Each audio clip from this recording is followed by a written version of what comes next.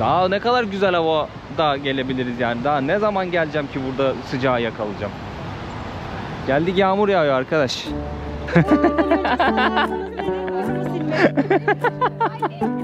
Abimiz çıplak olduğu için Sırplar, Belgradlılar karşı çıkmış. Demiş ki çok fazla müstehcenlik var kardeşim, yani çoluğumuz çocuğumuz var.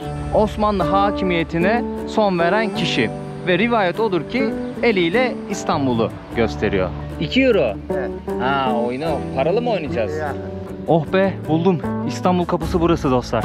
Aa, buraya Melih Gökçek uğramış. Karşı taraf posta, radyo ve telegraf binası. Gelinip ziyaret edilmesi gerekiyor bence. Belgrad çok güzel bir şehir.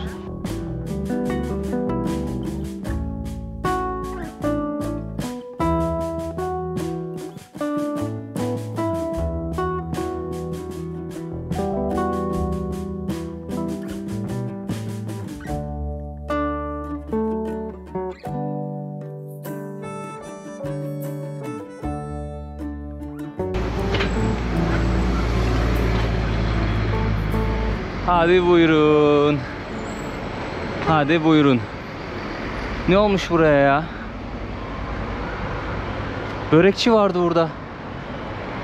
Hayda. Şu an var ya, hayallerim yıkıldı. Hayda. Ya burada çok güzel bir börekçi vardı. Her gittiğim şehirde uzun kalıyorsam eğer müdavim olduğum bir yer oluyor. Kafe olur, böyle bir restoran olur, bir yer olur. Oturduğum, manzara izlediğim bir nokta olur.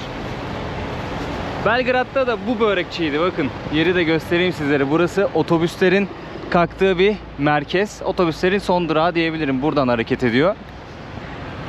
Buradan şehrin her yerine toplu taşıma bulabiliyorsunuz. Belgrad'a ilk geldiğim zaman benim hostelim buralara yakındı. O börekçiyi bulmuştum. Gittim yedim. Çok da lezzetli yapıyor. Yaşlı bir tane teyze işletiyordu dükkanı. Çok da böyle lezzetli yapıyordu. Hatta YouTube'daki ilk videolarıma inerseniz o börekçide yemek yiyorum. Görürsünüz orayı. Kapanmış ya. Çin yemeği, Asya yemeği yapmışlar. Öyle bir dükkana çevirmişler. Üzüldüm şimdi ya. Var ya, bunun hayalini kurmuştum Belgrad'a geldiğimde oradan yerim diye. Neyse, börekle başlamak istemiştim videoya. Oraya da göstermek istemiştim sizlere. Artık gidip bakacaksınız mecburen. Sırbistan'ın ilk videolarına inip o börekçiyi izleyebilirsiniz dostlar. Nasılsınız? Umarım herkes iyidir, keyfi yerindedir. Bir tık buruk başladık. Belgrad bir tık buruk başladı. Şimdi ben nerede börek yiyeceğim? Ulan çok da güzel yapıyordu orası be. Neyse.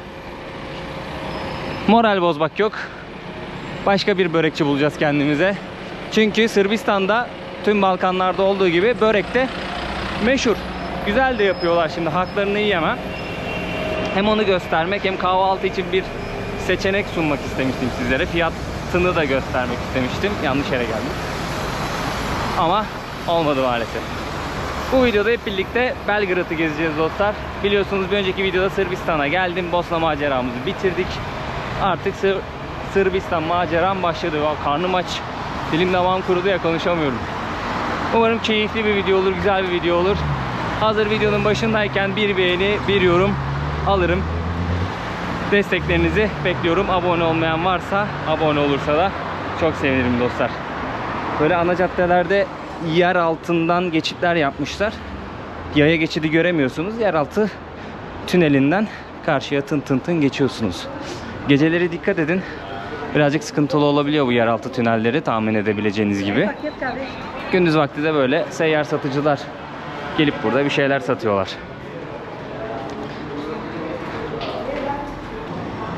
Falan.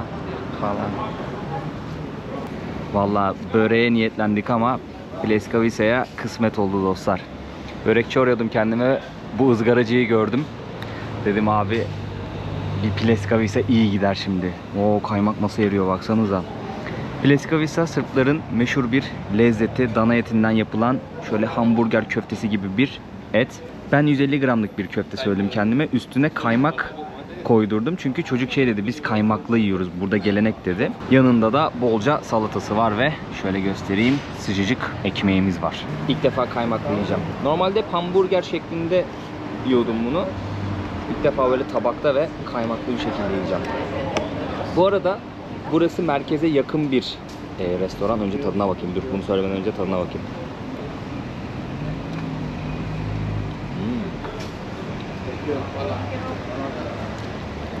Eti lezzetli, kaymakla güzel bir tat olmuş kaymakla. Bence çok başarılı. Özellikle fiyat performans olarak düşündüğüm zaman gayet güzel. Bu tabak 5,5 euro yapıyor.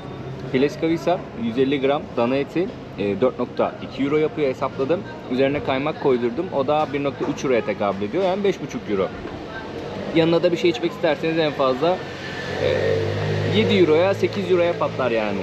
Burası da merkeze yakın bir yer bu arada. Yani hani merkezden çok fazla uzaklaşmadım. Tabii daha arka mahallelerde, biraz daha salaş yerlerde yerseniz daha uyguna bulursunuz bu tabağı. Merkeze giderseniz bir tık daha pahalılaşır. Bu restoran üzerinde söyleyeceğim. Fiyatlar 400 Sırp dinarı ile 900 Sırp dinarı arasında değişiyor.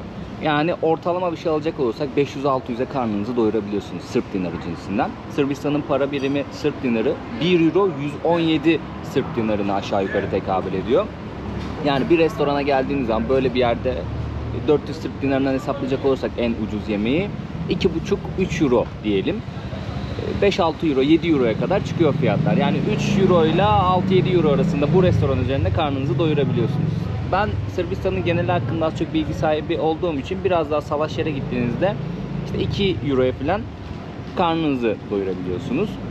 3 euroya keza karnınızı doyurabiliyorsunuz. Yani baktığınızda öyle çok pahalı fiyatlar değil. Sırbistan bayrağını göstereyim sizlere dostlar.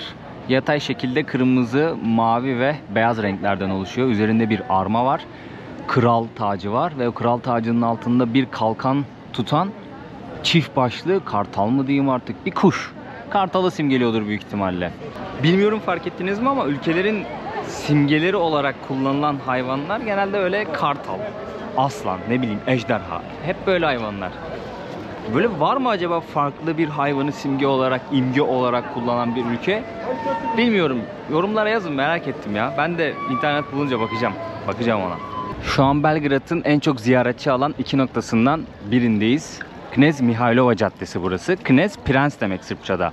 Bu caddenin hemen sonu da Kale Meydan'a bağlanıyor. Şimdi oraya doğru yürüyorum dostlar. Sırbistan yaklaşık 7 milyon nüfusu olan bir Balkan ülkesi. Buranın nüfusunun çok ciddi bir kısmını Sırplar oluşturuyor ama azınlıklarda yaşıyor. Sırpça konuşuluyor. Resmi para birimi Sırp dinarı. Yemek yerken de bahsettim. 1 euro aşağı yukarı 117 Sırp dinarı civarında, böyle değişiyor. Küsuratlı müsuratlı oluyor bazen. Ama biz 117 olarak hesaplayacağız. Slavların buraya gelmesi, bu bölgeye gelmesi 6. yüzyıla kadar uzanıyor. Sırpların tarihteki sahnesine baktığımızda zaman zaman krallık, zaman zaman imparatorluklarla bu bölgelere hakim olduğunu görüyoruz. Osmanlı İmparatorluğu'nun şu anki Sırbistan sınırı içerisinde kalan bütün topraklara ve bölgelere hakim olduğu bir dönem var. Daha sonrasında tarihi olayları hepimiz biliyoruz. Yani Balkanlardan çekilmek durumunda kalıyor. Bu topraklardan çekilirken de kendi kültürünü, kendi dilinden bazı kelimeleri, tarihi eserleri burada bırakıyor. Mesela Sırpça ile Türkçeyi karşılaştırdığınız zaman eşleşen çok fazla kelime buluyorsunuz. Bunun dışında başka ne söyleyebilirim? 1918'de Yugoslavya dönemi var. Efsane lideri Tito. Bunu Balkan demişim. Bosna seyahatimde Yugoslavya'nın dağılma sürecinde birazcık bahsetmiştim. Şimdi Sırbistan o dönemde Tito öldükten sonra Yugoslavya'nın devam etmesi gerektiğini ve kendilerinin daha fazla söz sahibi olması gerektiğini yönetimde iddia ediyor. Bu iddiadan sonra ortalık karışıyor. Biliyorsunuz Bosna Savaşı vesaire derken Sırbistan ve Karadağ 3. Yugoslavya devletini ilan ediyor. Hani yönetim sistemini bu şekilde devam ettirmeliyiz diye. 2006 yılında Sırbistan ve Karadağ, tabi bu 2006 yılına gelene kadar birçok böyle olaylar silsilesi gelişiyor. 2006 yılında anlaşmalı olarak topraklarını ayırıyorlar. Yani iki farklı ülke oluyor. Sırbistan ayrı ülke, Karadağ ayrı ülke. Ne oluyor? Sırbistan Cumhuriyeti adıyla şu an günümüzde bağımsız bir devlet olarak hayatını sürdürüyor Sırbistan. 2008 yılında da Kosova kendi bağımsızlığını ilan ediyor tek taraflı olarak. Sırbistan bunu hala tanımış değil. Kosova topraklarını kendi içerisindeki bir bölge olarak tanıyor ve Kosova'yı tanımıyor. Dünya üzerindeki ülkelerin belki yarısı Kosova'yı tanımıyordur. Böyle bir durum var hala. Bunun dışında turizmle geçinen, işte sanayisi olan bir Balkan ülkesi. Çok fazla turist geliyor buraya. Şu an bizim gezdiğimiz bu sokakta belki de en fazla turistin uğradığı noktalardan bir tanesi. Dediğim gibi diğeri de Kale Meydan. Sağlı sollu hediyelik eşya dükkanları, kafeler, restoranlar, barlar, normal kıyafet vesaire satan dükkanlar. Bir sürü şey bulabilirsiniz burada. İsmi Knez Mihailova. Çok fazla da Türk turist var bu arada. Yani turlar olsun, benim gibi tek gelip kendi gezenler olsun.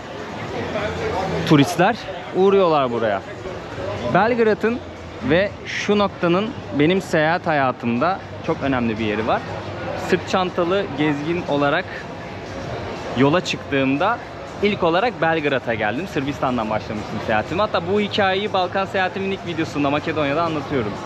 Koli bileklik satarak geziyordum. Çadırda kalıyordum. Koli bilekliği de burada satıyordum dostlar. Tam olarak buradaydı. Hatta karşısında şu çaprazda şimdi Gyros Box olmuş. Şöyle birazcık yakından göstereyim. Bir tane parfümeri vardı. Ben sonbaharda başlamıştım seyahatime. Bazen böyle hava serin oluyordu. Sağ olsun orada çalışan 2 tane kız arada böyle çay getiriyorlardı bana. Yanıma gelip sohbet ediyorlardı. Hatta bileklik alıp destek bile olmuşlardı.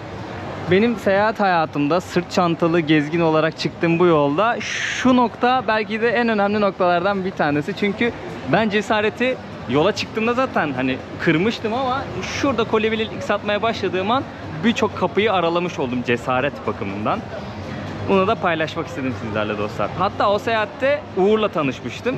Uğur'u tanıyanlarınız vardır. Uğur Kola. Benim YouTube'dan önce de tanıdığım, beraber seyahat ettiğim, çok sevdiğim bir arkadaşım, dostum, kardeşim diyebilirim. Bir gün böyle oturuyorum, koli bileklik satıyorum. Sırt çantasıyla çapraz çapraz yürüdü bana böyle. Sen Türksün değil mi dedi. Evet dedim, nereden anladın? Dedi ki bizden başka bu işi yapan yok. Öyle bir tanışmıştık. Daha sonrasında o günün akşamında bir tane fotoğraf var, hatta Uğur çekmişti. İleride bir yerde bankta uyku tulumlarının içine girmiş. Keyifli vakit geçiriyorduk. Böyle sohbet, muhabbet bilmem ne.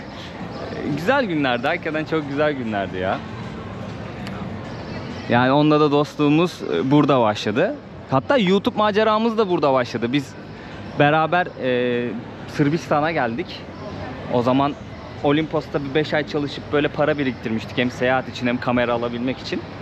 Kameralarımızı aldık. Sırbistan'a geldik. O zaman kıştı bir de. Aralık ayı buz gibiydi yani burası. Hem koli bileklik satarak hem de video çekerek gezmeye devam etmiştik. Pandemi dönemiydi bir de ayrıca. Bu videoları şeyde bulabilirsiniz. YouTube kanalımın ilk videoları Sırbistan'daki videolar. Uğur da var yanında. İzleyebilirsiniz yani. Vay be, zaman çok çabuk geçiyor ya. Gerçekten çok çabuk geçiyor. Şimdi Knez Mihailova'yı bitirdik. Karşıya geçeceğiz. Kale Meydan.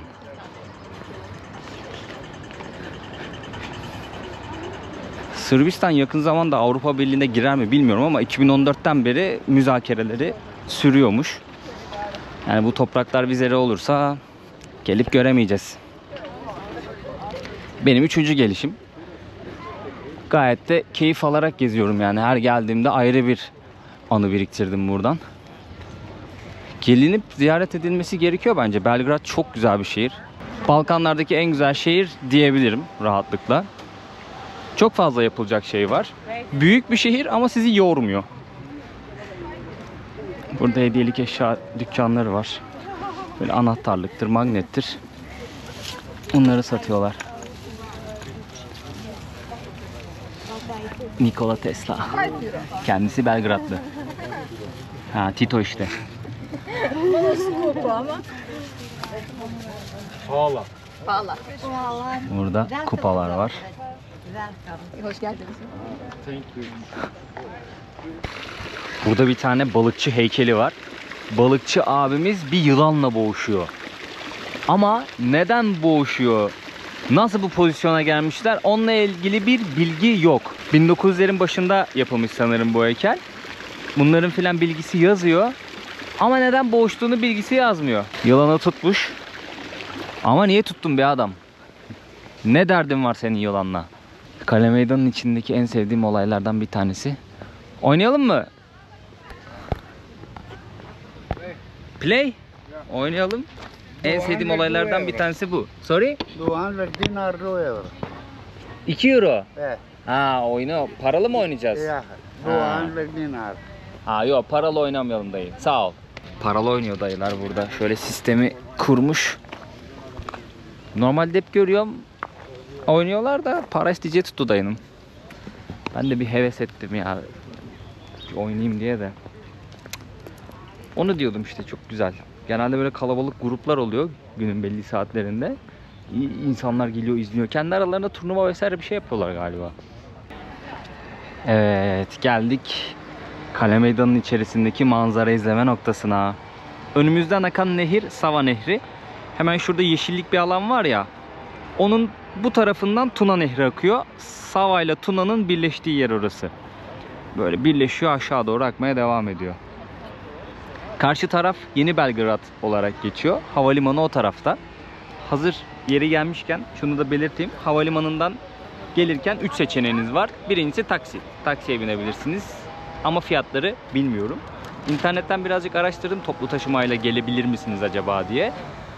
A1 minibüsleri kalkıyormuş sanırım havalimanından. 300 dinar, o da 2,5 euro yapıyor. Bir de 72 numaralı belediye otobüsü kalkıyormuş havalimanından. Merkeze getiriyor sizi ya da merkeze yakın bir yere getiriyor. O da 150 Sırp dinarı, işte 1,5 euro civarı bir şey yapıyor. Ama yine de kontrol edin. Yani bunlar bazen iptal olur, saatleri değişir, bir şey olur, yeni bir sistem gelir. Yine de kontrol edin, yani şey yapmayın. Şansa bırakmayın işinizi. Güncel bilgi alın. Karşı tarafta köprüler var. O köprülerden şu yakın olanına geldiğiniz zaman buranın fotoğrafını güzel bir şekilde çekebiliyorsunuz. Şu aşağıda ben geldiğimde 2019 yılıydı. Gece kulüpleri vardı. Şu bir iki tanesi batmış suyun altında. Orada eğleniyorlardı. Şu an bulunduğumuz yer Kale Meydanı'nın içi. Knez Mihailova hemen arka tarafta kaldı. Fark ettiyseniz Kale Meydan. Sırpçası da Kale Megdan. Aslında bu ismi koyan Osmanlı İmparatorluğu, yani Osmanlı döneminde bu isim konmuş ve öyle kalmış. Kale, kale, bildiğimiz kale. Meydan, Megdan. Sırpça fonetiğe göre meydan uyarlanmış, Megdan olmuş. Bayağı bildiğin isim Türkçe, Kale Meydan. Zamanında Osmanlı İmparatorluğu burayı ele geçirdiği zaman burada talim yapıyormuş, teftiş yapıyormuş, hazırlık yapıyormuş. O amaçla kullanıyormuş burayı. Bayağı büyük bir alanı kaplıyor. Günümüzde de hem buranın yerel halkı hem turistler gelip burada bir şeyler içiyor manzaraya karşı. Oturuyor, kafa dağıtıyor. Oo! O ne kadar yakından geçti, öyle silme geçti ha. Burası fotoğraf için çok güzel bir nokta, o yüzden çiftimiz de buraya gelmiş, fotoğraf çekiliyorlar. Belgrad Kiril alfabesiyle bu şekilde yazılıyor dostlar. Beograd şeklinde yazılıyor. Anlamı ne Belgrad'ın? Beyaz şehir veyahut da beyaz kale anlamına geliyor. İlk olarak 878 yılında Papa Bulgar kralına bir mektup yazıyor. Orada geçiyormuş Belgrad ismi. Günümüze kadar böyle gelmiş. Osmanlı İmparatorluğu döneminde buraya ne isim vermişlerdi? Darül Cihat. Aynen, Darül Cihat olarak anılıyormuş burası. Günümüzde tekrardan Belgrad olarak ya da Sırpların deyişiyle Beograd olarak anılıyor dostlar. Şu gördüğünüz yer Sava Nehri ile Tuna Nehri'nin birleştiği yer. Sava, Tuna Nehri'nin en önemli kollarından bir tanesi. 4 tane ülkeyi suluyor. Aha da bu gösterdiğim noktada Tuna ile birleşiyor. Tuna Nehri de Avrupa'nın en uzun ikinci nehri olması lazım yanlış hatırlamıyorsam. 10 tane ülkeyi suluyor ve burada Sava ile birleşiyor. Tabii ki diğer kolları da var. Sadece Sava ile birleşmiyor. Tuna'nın sonu Karadeniz'e kadar uzanıyor dostlar. Karadeniz'e dökülen bir nehir Tuna Nehri. Yanlış hatırlamıyorsam Avrupa'nın en uzun ikinci nehri olması lazım. Hatta yaklaşık 3000 kilometre filan de şeyi var, yani uzunluğu var. Belgrad'a geldiğinizde şunu çok rahatlıkla söyleyebilirsiniz ki şehir yemyeşil. Yani sadece şu an bulunduğumuz Kale Meydan kısmından bahsetmiyorum. Genel itibariyle yeşili korumuşlar ve doğayla gerçekten barışık yaşamış buradaki insanlar. Korumuşlar yani. Bu güzel bir şey. Bayağı saygı duyulası bir şey.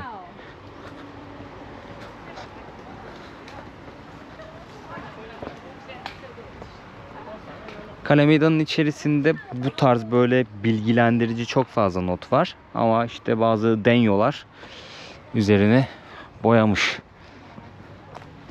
Karşımızda Kral Kapısı var. Buranın önünde bir tane bilgilendirici not vardı. Onu okudum. Hem Sırpça hem İngilizce yazıyor. Eğer yanlış anlamadıysam bu kapının inşası sırasında bu topraklar bir Osmanlı hakimiyetine geçmiş, bir Habsburg hanedanlığı hakimiyetine geçmiş. Böyle gitgelli bir şey olmuş, durum olmuş. Eğer yanlış çevirmediysem. Güzel böyle bir açıklama yazmışlar da böyle terim, kelime kullanınca çevirmek birazcık sıkıntı olabiliyor. Kara bulutlar sardı vallahi etrafımızı. Yağmur geliyor. Şu an Belgrad'ın simgelerinden biri olan Viktor anıtına bakıyoruz. Yine abimizin götünü gördük biraz ama idare edeceğiz. Komik bir hikaye var bu anıtla ilgili. Şimdi bu anıtı şehrin meydanına dikmeyi önce planlamışlar. Ama çok fazla çıplaklık olduğu için üzerindeki heykelde de bir tane adam var. Hakikaten çıplak bir abimiz ve elinde şey tutuyor, böyle güvercin tutuyor. Diğer elinde de böyle kılıç mı, sopa mı, öyle bir şey var. Tam gözükmüyor buradan. Göremiyorum yani en azından ben. Abimiz çıplak olduğu için Sırplar, Belgradlılar karşı çıkmış. Demiş ki çok fazla müstehcenlik var kardeşim, yani çoluğumuz çocuğumuz var. Meydana mı koyacaksınız bu heykeli diye böyle birazcık gerilmiş halk. Ne yapmışlar? Buraya koymuşlar. Şimdi burası da Belgrad'ın en çok turist çeken ve Belgradlıların çok sık geldiği bir nokta. Çünkü manzaraya bakar mısınız? Ne kadar güzel. Yani şu kısım çok fazla gözükmüyor ama bu taraf ayaklarınızın altında. Hatta şu kısım ise bahsetmiştim ya, Sava Nehri ve Tuna Nehri birleşiyor diye. Tam da o kısım. Tam Sava ile Tuna'nın birleşimine bakıyoruz şu an. Sava sol taraftan geliyor. Tuna sağ taraftan akınlarını devam ettiriyor. Ortada buluşuyorlar. Şöyle bir durum var. Sava Nehri 4 ülkeyi suluyor. Ve Tuna'nın en önemli kollarından bir tanesi. Tuna Nehri de benim bildiğim Avrupa'nın en uzun ikinci nehri. Yaklaşık 3000 kilometre falan uzunluğu olması lazım. Bu taraftan geliyor. Sava'yı da kendine katıyor. Karadeniz'e kadar gidiyor. Tuna'nın döküldüğü yer Karadeniz. Bu bilgi aklımda kaldı.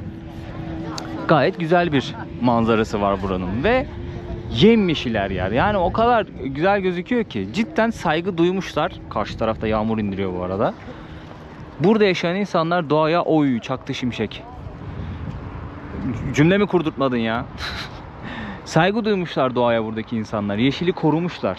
Burası önemli yani. Türk turistlerin gelmesinin amacı da birincisi kaç? 300 küsür yıl Osmanlı İmparatorluğu, 357 olması lazım. Yanlış hatırlamıyorsam, yanlış hesaplamıyorsam. Hüküm sürmüş burada. Bir sürü eser bırakmış. Ve çok önemli stratejik bir konumu varmış buranın. Belgrad'ın. O yüzden Türk turistler de geliyorlar, ziyaret ediyorlar. İşte tarihi birazcık hatırlıyorlar. İşte atalarının ayak bastığı yerleri görüyorlar. Bıraktığı eserleri görüyorlar. Sırbistan'ın kendisi güzel. Çok pahalı bir ülke değil. Belgrad çok güzel bir şehir. Bunun yanı sıra vize yok. Yani vizesiz Avrupa gibi düşünebilirsiniz bir noktada. Bir sürü tarih barındırıyor burası. Sadece Osmanlı'da değil yani. Bir sürü tarih barındırıyor. O yüzden insanlar gelip burada keyifli vakit geçiriyorlar açıkçası. Türk lirası ile hala gezebileceğiniz bir ülke Sırbistan. Yani başkenti Belgrad. Tahmin edebileceğiniz üzere en pahalı şehri Belgrad. Ama burada bile rahatlıkla gezersiniz diye düşünüyorum. Mesela ben hostelde kalıyorum. Paylaşımlı bir oda. Yani konaklayabileceğiniz en ucuz seçenek. 8 euro 12 euro arası ortalama. Ortalama 10 euro diyeyim. Düz 10 euro diyeyim. Otel fiyatlarına da baktım sizin için. 25-30 eurodan başlıyor. Tabii bu sezona göre değişiyor. Kalabalıklık durumuna göre değişir. Ama 25-30 euro arası otelde buluyorsunuz. Hem meydana yakın. Kahvaltısı falan dahil oluyor bazılarında. Ya baktığınızda böyle 3-5 gün çıkayım da kafa dağıtayım demek istiyorsanız güzel bir seçenek olacaktır Belgrad. Bu arada Kale Meydanı'nın ne kadar geniş bir alanı kapladığını göstermek istiyorum. Bakın. Sınırları bu şekilde. Bayağı geniş bir alanı kaplıyor. Burada Sırpçasını yazmışlar, İngilizcesini yazmamışlar ama nerede ne var burada yazıyor. Şu an biz neredeyiz peki? Şu noktadayız. Saat Kulesi'ne bakıyoruz hemen arkamızda. Şöyle birazcık geriye çekileyim. Daha rahat görün. Sırplar buna Sahat Kula diyor. Fark ettiyseniz Saat Kulesi Sahat Kula. Yani aslında Türkçeden çevrildiği çok net belli oluyor. Şimdi burayı görmeden önce hemen onun biraz daha gerisinde bulunan Damat Ali Paşa Türbesi'ni göstermek istiyorum sizlere. 1915 yılında türbe bu şekilde görünüyormuş. Hemen konumu da burada. Bakın türbe burada. Daha demin gördüğümüz top, kapı ve saat kulesi. Şöyle kamerayı çevirdiğim zaman türbenin restore edilmiş halini görebiliriz. Avusturyalılar burayı işgal ettikten sonra yıkmışlar her şeyi. Daha sonrasında yıllar sonra paşanın şeyi bulunuyor. Mezar taşı bulunuyor. Orijinal mezar taşı. Türbe tekrardan inşa edilirken bulunuyor ve yerine konuyor. Şu anda biz turistler olarak gelip burayı ziyaret edebiliyoruz. Kale Meydanı'nın hemen içerisinde kalıyor. Belgrad'da ayakta kalan nadir Osmanlı eserlerinden bir tanesi bu türbe. Tabii ki restore edilmiş hali. Nedense bilmiyorum, bu kapı hep İstanbul kapısı olarak aklımda kalmış. Sanırım daha önceden buraya geldim, gezdim ya. Oradan mı kaldı acaba aklımda? Bir yerde mi okudum? Yani kalenin içinde bir kapı İstanbul kapısı. Onu biliyorum ama burası diye aklımda kalmış. Bir yerde de yazmıyor.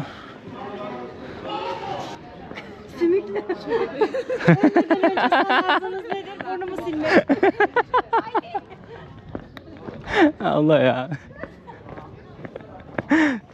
Ölmeden önceki sanarsınız nedir, burnumu silmek. Çok iyiydi be. Burada da böyle eski silahlar. Batarya diyorlardı galiba bunlara. Tanklar. Burada sergiliyorlar. Oh be, buldum. İstanbul kapısı burası dostlar.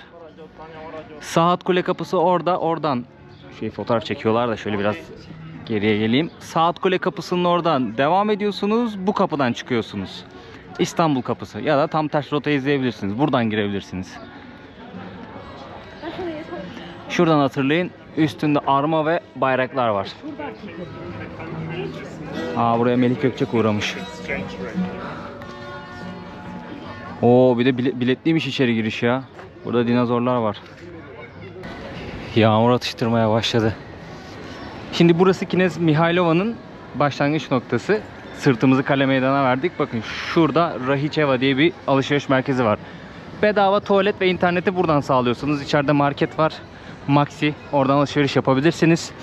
İlk videoda, yani bir önceki videoda buradan para bozmuştum ben. Daha iyi kur veren bir yer buldum. Burası 115-116'ya. Bu cadde üstündeki birçok döviz bürosu 115-116'ya bozuyor euroyu. Ama bu caddenin sonuna doğru gittiğinizde ya da böyle biraz ara sokaklara girdiğinizde 117'ye çıkan fiyatlar bulmak mümkün. O yüzden hemen ilk gördüğünüz yerde bozmayın. Tabii çok düşük bir fark, bir şey olmaz derseniz yapıştırın. Ne yazıyor orada? The only genocide in the Balkans was against the Serbs. Yani ne demek? Balkanlardaki tek soykırım Sırplara karşı yapılan soykırım diyor. Ne düşünüyorsunuz bu konu hakkında? Yorumu size bırakıyorum. Şuraya devasa bir şekilde, herkesin rahatlıkla okuyacağı bir şekilde yazmışlar. Hemen Knez Mihailova Caddesi'nin Cumhuriyet Meydanı ile kesiştiği noktada. Yorumu size bırakıyorum. Daha bundan 2 video önce Srebrenica'ya gittik. Oradaki insanlar kendi kendilerini mi öldürdüler? Toplu mezarlar kendi kendine mi var oldu? Çok garip. Hakikaten çok garip ya. Bir insanın böyle bir şeyi yazabiliyor olması bambaşka bir yüzsüzlük yani. Burası Belgradlıların buluşma noktası. Neredeyiz? Cumhuriyet Meydanı'ndayız. Şimdi Cumhuriyet Meydanı'nda bir tane abimizin heykeli var. Bir atın üstüne binmiş, eliyle bir yeri işaret ediyor şöyle. Bu abimiz Miloš Obrenović. Kendisi bir prens. Osmanlı hakimiyetine son veren kişi. Ve rivayet odur ki eliyle İstanbul'u gösteriyor. Kime gösteriyor? Osmanlı askerlerine gösteriyor. Atın altındaki kısımda askerler var. Elinde kılıç olan bir papaz görüyorum. Yine elinde kılıç olan ve bayrak olan başka askerler görüyorum. Turistler geldiği zaman genelde burada da bir fotoğraf çekiliyorlar. Yani burayı da ziyaret ediyorlar. İlla ki fena çaktı karşıdan.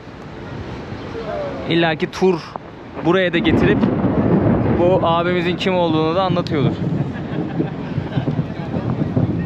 Arkadaş. Yani Belgrad'a böyle geldim. Da huzurla böyle bir güzel hava da kesemedim arkadaş ya. Bak uçucu gelişim buraya. Hep böyle bir hava bozuyor bir şekilde. Hadi diğerleri kışta eyvallah, onu anlarım. Biri sonbahardı, kışa... Doğru, sonbahardı, kışa gelmiyordu. Sonbaharın ortaları gibiydi. Daha ne kadar güzel hava da gelebiliriz yani. Daha ne zaman geleceğim ki burada sıcağı yakalayacağım. Geldik, yağmur yağıyor arkadaş. Kıymetimi bilsin, bereketimle geldim Belgrad.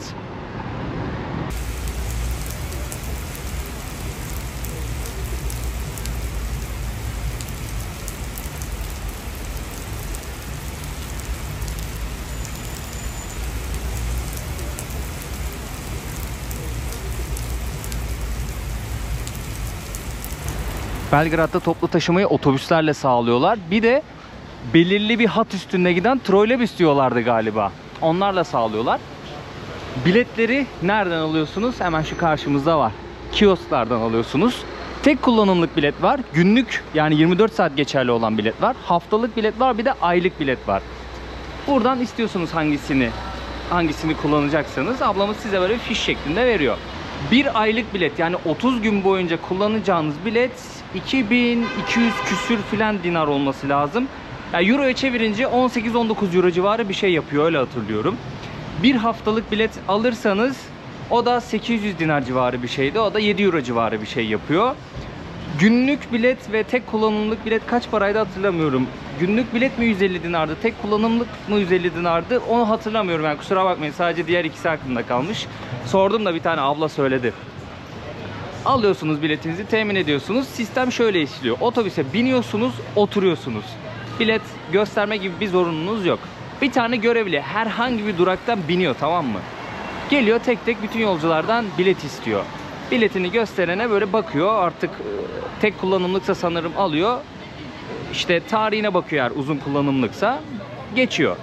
Eğer biletsiz iseniz ceza kesiyor. Bunun cezası var. Ama şöyle bir ihtimal de var. Hiç bilet kontrolü olmayabiliyor. Yani bindiniz, bir yerde indiniz, inene kadar hiçbir görevli binmedi, yırttınız. Ama bu riski almaya değmez. Yani 3-5 kuruş için hiç gerek yok. Denk gelirsiniz, biletiniz yoktur, ceza yersiniz. Hiç canınız yanmasın yani.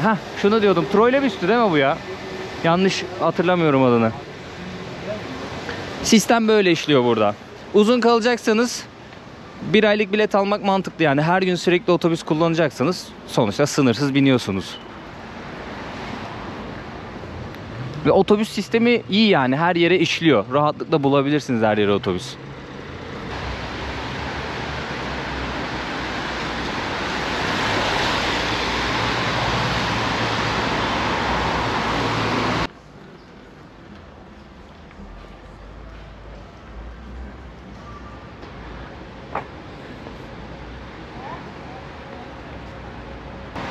Eğer yanlış anlamadıysam karşı taraf posta, radyo ve telegraf binası.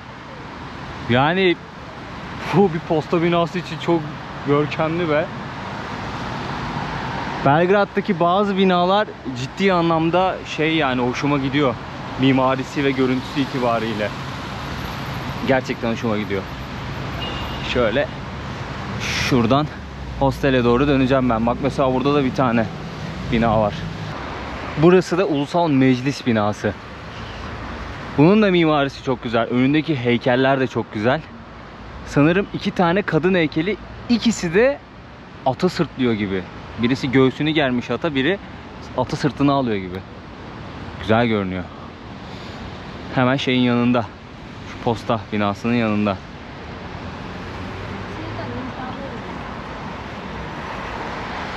Burası da bayağı büyük ve güzel bir park. Akşam canlı oluyor. Genelde Belgradlılar gelip orada vakit geçiriyorlar. Bu videoluk bu kadar olsun dostlar. Belgrad'a geldim. İlk gün videosu gibi düşünün. Biraz da böyle fiyatları göstermeye, söylemeye çalıştım. Konaklamaydı, yeme içmeydi vesaire. Toplu ulaşımdı. Ya Türk lirasıyla Belgrad, Sırbistan gezilir mi gibi bir konuda düşünebilirsiniz bu video için. Ama şöyle bir şey planladım Belgrad'la alakalı. Şimdi Belgrad'ın her şeyini tek videoda vermek istemiyorum. Daha gezilecek, görülecek, anlatacak şeyler var. Ama hepsini bu videoya sıkıştırmak istemiyorum. O yüzden ne yapacağım? Ya 2 ya 3 video şeklinde yapacağım Belgrad'dan. Hepsini izlediğiniz zaman burası hakkında gerçekten fikir sahibi olursunuz. Ama sadece bu videoyu izlerseniz bir şeyler eksik kalır. Ya da diğerlerini izlerseniz yine eksik kalır. Eksik kalacak yani, anladın mı? 2 ya da 3 video olacak Belgrad'dan. Yani Sırbistan serisini takip etmeye çalışın. Şimdi bundan bir sonraki videoya belki başka bir şehre geçebilirim. Kısa bir süreliğine. Oradan bir video gelebilir ya da 2 tane video gelebilir. Çok emin değilim. Onu daha planlamadım. Hava durumuna göre ilerleyeceğim ve dönüş tarihime göre ilerleyeceğim. Ama yine hem başka şehirden hem Belgrad'dan videolar gelmeye devam edecek. Hazır görmüşken şunu göstereyim. Durakların yanında hangi numaranın kaç dakika sonra geleceği yazıyor. Onu da güzel düşünmüşler. Diyeyim ve videoyu bitireyim artık. Bir sonraki videoya kadar kendinize çok iyi bakın. Bir beğeni, bir yorum atarsanız çok sevinirim. Abone olursanız çok sevinirim. Böylelikle bana destek olmuş olursunuz ve kanalımı sizler sayesinde geliştirebilirim ve yeni kitlelere ulaşabilirim. Adios amigos. Ciao ciao diyorum.